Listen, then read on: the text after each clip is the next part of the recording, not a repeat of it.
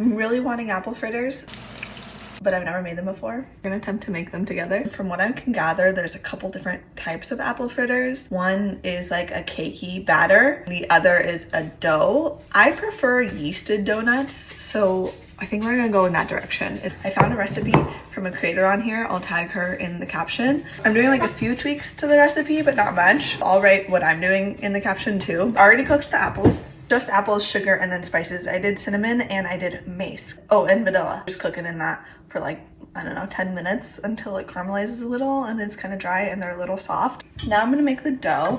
I put my hair up, it's a little crazy today. We don't believe in blooming our yeast in this house, so I've got water, a half a cup water, 1 egg, and 1 egg yolk. And I already used my dry ingredients. 2 cups flour, 1.5 tablespoons yeast, a 1/3 cup sugar, a 1/2 teaspoon baking powder. I did 2 teaspoons of salt straight on top of this. My wets are cold because they were in the fridge. I had mazed them out earlier. It's not a big deal. It just means it's gonna take longer to rise, which is fine. And dough cook on medium until it comes together. Okay, it's like kind of shaggy. I'm gonna add my butter in now. This is 2 tablespoons of softened butter. Okay, that came together really easily, actually. Get this more into a like nice round before I put it into proof. There's my dough. The house is pretty cold and all my ingredients are cold, so it's probably gonna take a lot longer than that. I'm just gonna look for it to be somewhere near double in size and I'll come back. I covered that with plastic wrap and it took about 2 hours on the counter to get to this size, and then I rolled it out to like somewhere between 1/4 and 1/2 inch thick. These are pretty forgiving because they're just kind of like a shaggy mess after you cut them, so you don't have to worry too much. And then I just put the apples on half of it, folded it over, pushed it down with my hands, and then did that one more time.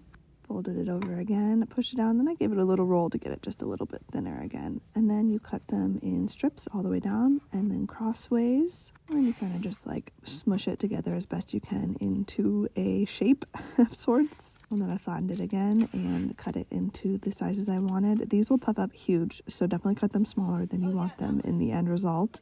I fried them in 350-degree oil for about 1.5 minutes on each side. Make sure you remember to take the paper off pretty much right away. The color on these gets so gorgeous and they get so big and fluffy.